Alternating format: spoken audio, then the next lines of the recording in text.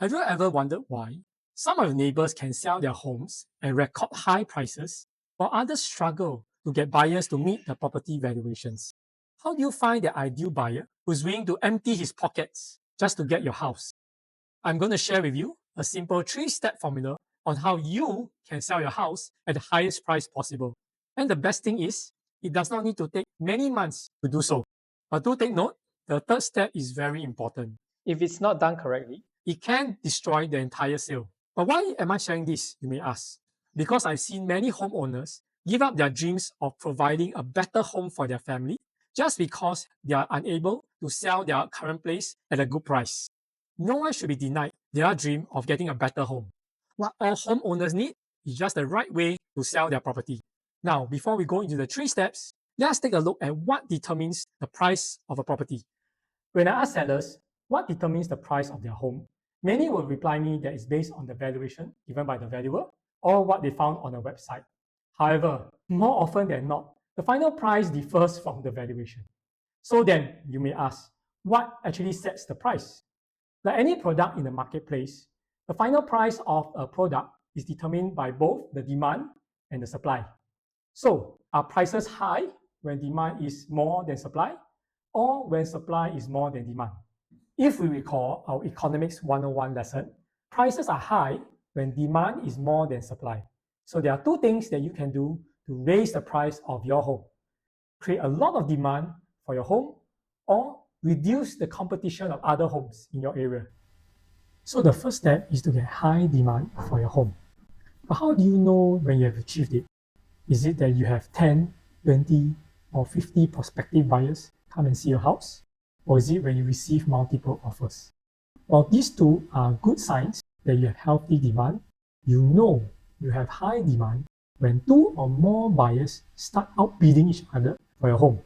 And so when the dust settles, what you have is the last buyer handing you the highest price. That's what you want. So Bernard, how do I create this high demand? You do so by getting all these prospective buyers to come together and view your property in a very short duration of time. The best if you can do it in the first weekend when you put your property up for sale. When the buyer sees other buyers also interested in the same property, it creates that fear of missing out. To do this, you need 2 components. The first is to maximize your marketing exposure. This means having the announcement that your property is up for sale on every major channel that buyers go to look for their new home. And in this current era where all of us have mobile phones, that means all the property listing portals like Property Guru, 99.co, all the main social media platforms like Facebook, Instagram, TikTok, and also the search engines like Google and YouTube. However, it is pointless if all these advertisements go to the buyers, only to have them dismiss it if they look at the price and find it unrealistic. It is too expensive. So to motivate buyers to come and view your home, you need the second component, which is competitive pricing. The recommendation is to put your offer price at valuation and put a view to offer option for the buyers. Oh, but Bernard, that means I'm leaving money on the table. That's not what I want. I understand how you feel. Many sellers who use this approach initially had the same concern as you. However, we need to remember our objective, which is to get 2 or more buyers who start bidding against each other to come out with the highest price. And buyers won't bid unless they have seen your property and really like it. The second step is to reduce the supply of the homes that are selling in your area. Of course, you cannot stop your neighbor from selling his house at the same time as you. But you can differentiate your home in the buyer's mind such that your home is the one and only. Let me illustrate this. Think of a Lamborghini and a Toyota car. Functionally, both vehicles are the same. They bring you from one location to the other location. So then, why does a Lamborghini cost so much more than a Toyota car?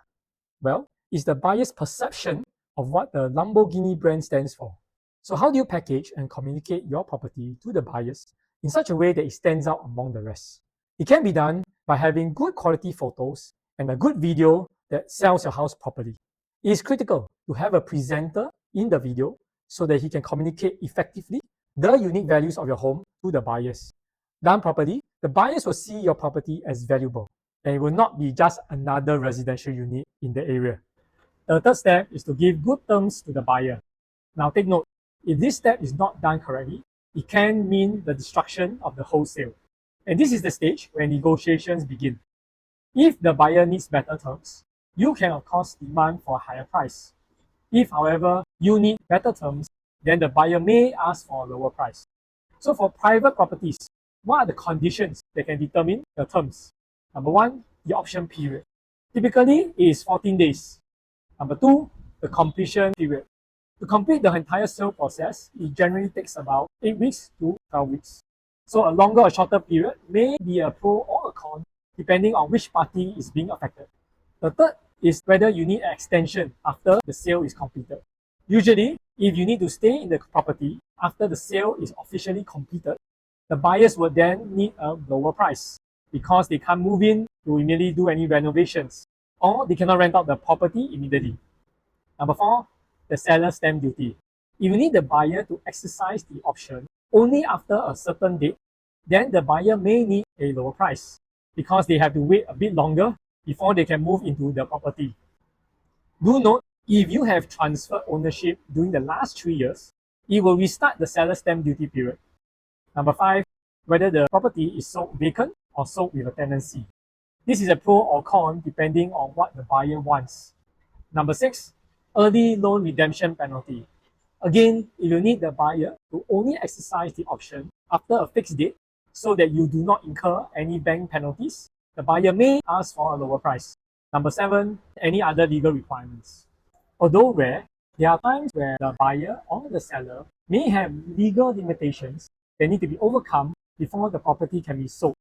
So for such cases, it's best to first consult the lawyers. Now that you have done all the 3 steps, and you have a long queue of buyers waiting to see your property, how do you know which are the genuine buyers and which are the window shoppers? Of course, you want to spend time with only the genuine buyers, right? To answer this question, I will need your help to go back to the time when you first started looking for your own home. Imagine today is the first day you are going for a home visit. You have shortlisted 10 properties to see. Now let's say the first home you saw is the current home you are staying in. Would you have back then made an offer? Probably not. Why? Because you have not seen the other 9 homes. You will probably be unsure what is the market price and if this is really the best for your family. And that is what we call a third tier buyer. Imagine again that you have seen about 4 to 5 properties already before seeing your current home. At that point of time, would you make an offer? You probably will make an offer because you have seen half of the properties and you roughly know what is the market price. You have compared some homes already. However, because you have not seen the other 5 properties, your offer probably will be very low. Why? You are probably thinking, well, there's no loss to you if the seller accepts a very low price. And if he rejects, you can still come back after seeing the last 5 properties. This is what we call a tier 2 buyer. Picture this. 3 months have gone by and you have seen all the 10 properties.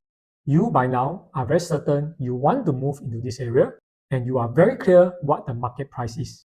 However, the 10 properties you have seen are not suitable for you. And then suddenly, a property comes up for sale.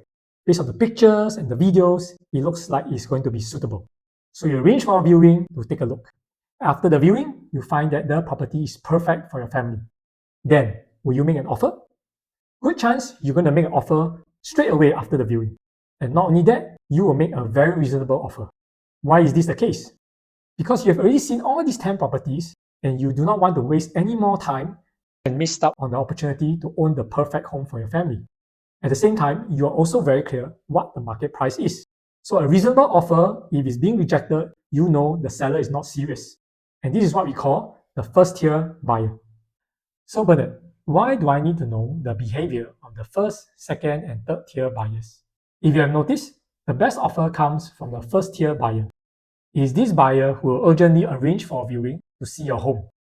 It's also this buyer who will make an offer straight away after the viewing if it is the right one for him. And he does this because he knows if he misses this chance to secure a home that he likes, he may have to wait a long time before another one appears. And so he does not want to waste any more time. So what does that mean to you, the seller? It means that the first offer is the most genuine buyer you're going to get. Now notice, I did not say the first offer, but the first offerer. Because this first offerer is likely going to be the person who's going to pay you the highest price. You are probably very excited right now and want to immediately go out and implement the 3 steps that I mentioned. But hold on, I have more goodies to share. I will assume that selling your house is only part of a bigger dream you have to move your family to a better home. And after working with hundreds of homeowners who have a similar dream as yours, they all face these same 3 challenges. And they are, number 1, if I sell my old place, can I afford the new home?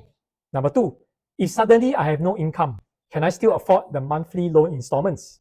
Number 3, can I move directly from my old home to the new place without the need to rent in between?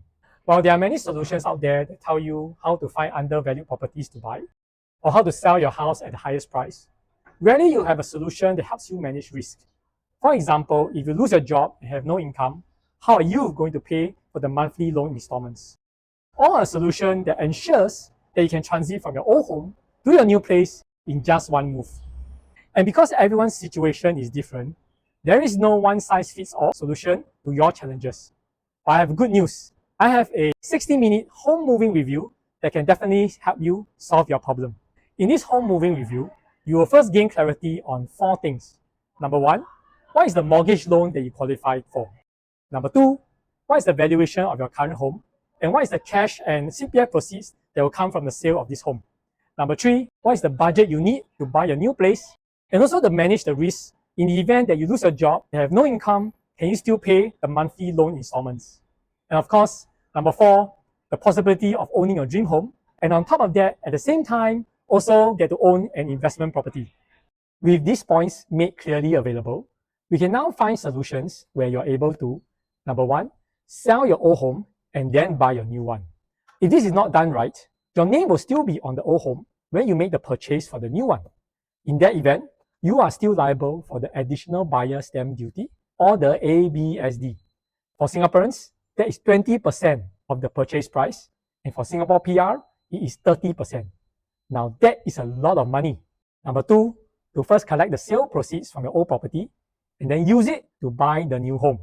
If the timing is off, you will end up in a situation where you may have not enough cash or CPF in your account to complete the purchase for your new home. In that event, you will be liable for the penalties of late completion. And number 3, to have more than enough time to renovate your new home before moving in from your old place directly. If the timing is off, you and your family may end up with no place to stay because you have to vacate the old home after the sale, but yet your new home is not ready yet. This is what Troy and Alicia said about the home moving review. Before meeting with me, they already had a plan to move out of their current place, buy a bigger condo, and get an investment property at the same time. However, there were many parts of the process to look at, and this home moving review was perfect for them to piece together all these parts to make a very clear picture for them. And with this clarity, they were able to pinpoint exactly what they're looking for. And after seeing a few housing options, they're ready to commit to the new house and move ahead with their plan. I hope that the video has been useful for you so far. If you're currently looking for more information about the buying process, it is possible that you may have missed out some information because there are so many sources out there. So we have this home buyer readiness quiz where within 3 minutes, you will know which area you need to do more research on. To take this quiz, you just need to scan this QR code here.